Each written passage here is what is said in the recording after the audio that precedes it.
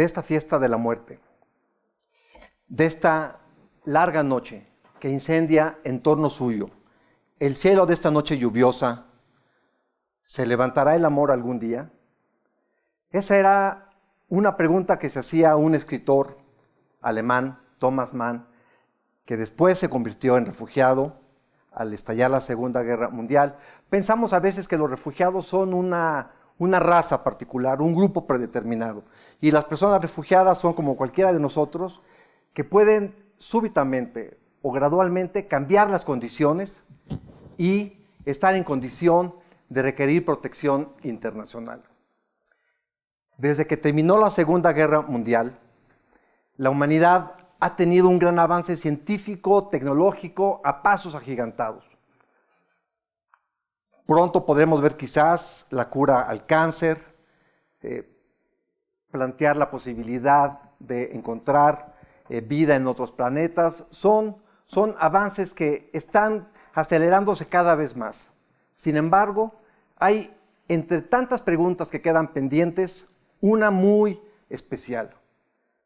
¿Las personas podemos coexistir siendo diferentes? Es una pregunta que hoy día está vigente. Algunas de las respuestas apuntan a que no. Apuntan a la fiesta de la muerte, la fiesta de la violencia, la fiesta de la exclusión, la fiesta de la guerra.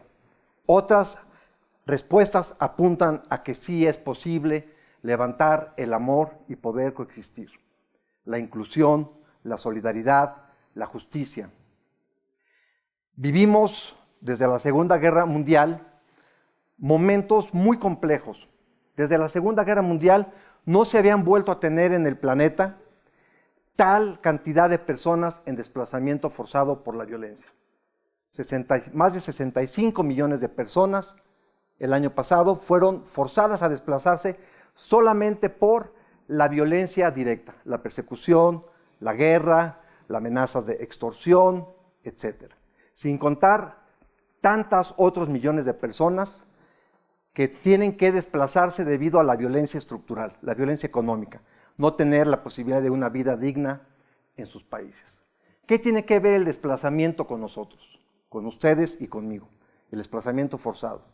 Si miramos desde la historia, encontraremos personajes como Benito Juárez, Madero, los hermanos Cerdán, que tuvieron que desplazarse de este país para salvar sus vidas.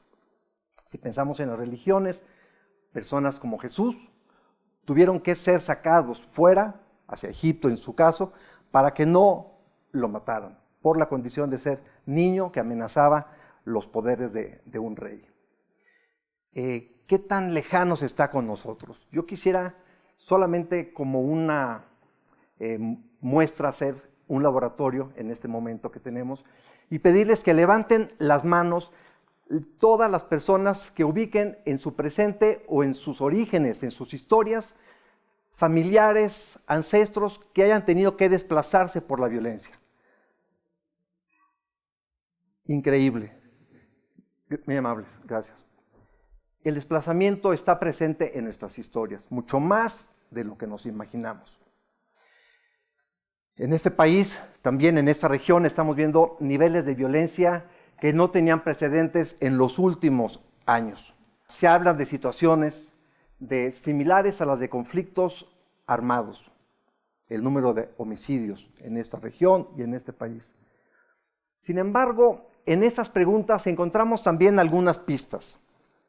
Un expresidente que fue también general, el general Eisenhower, en su último discurso a la nación en Estados Unidos, alertaba del gran peligro que tenía la sociedad y la democracia cuando el complejo militar industrial estaba tomando un enorme poder para decidir sobre la vida de las personas.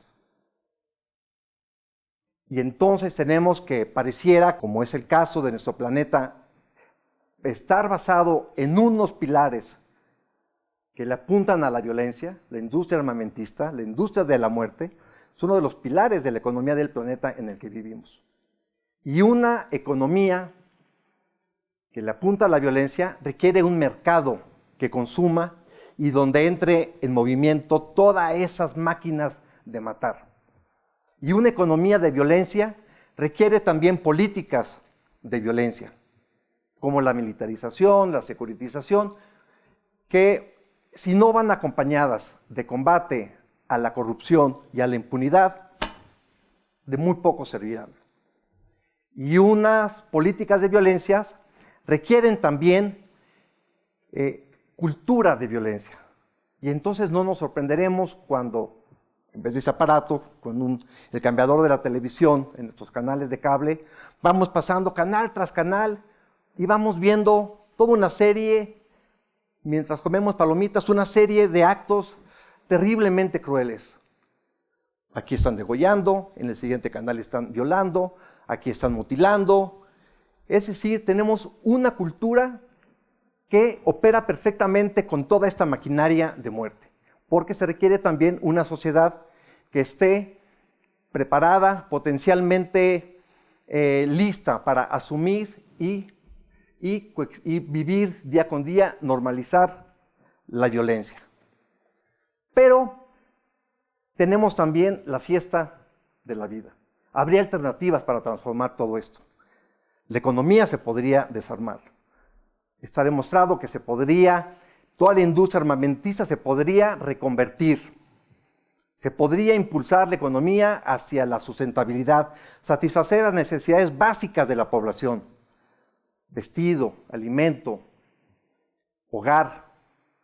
Se podría desarmar la violencia. Si hubiera la voluntad y si hubiera la participación ciudadana suficiente para llevar a esa transformación.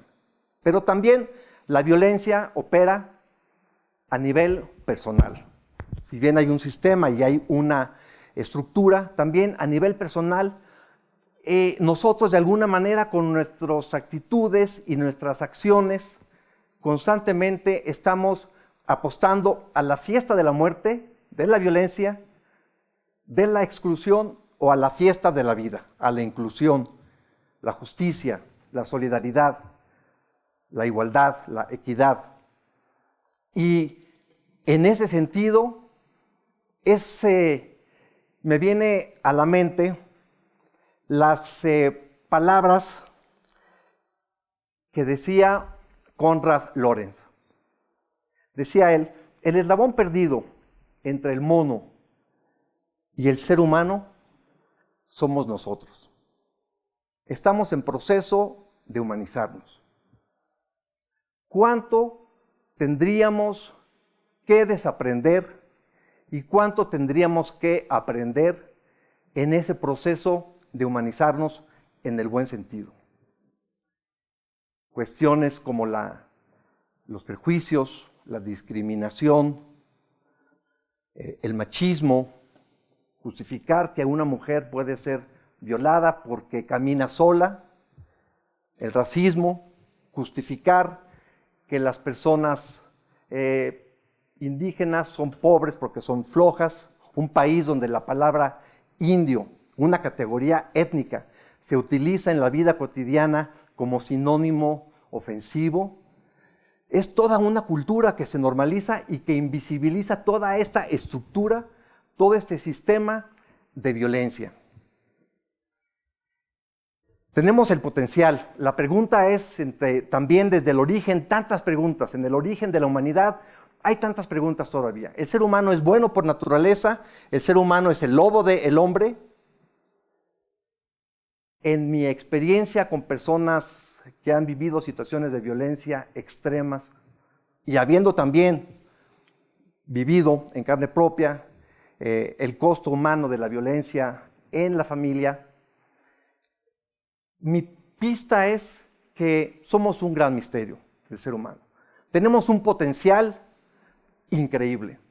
El ser humano es capaz de la mayor crueldad, de regocijarse haciendo el daño a un bebé, gozarse mientras una persona agoniza, pero también el ser humano es capaz de la mayor solidaridad y la mayor compasión.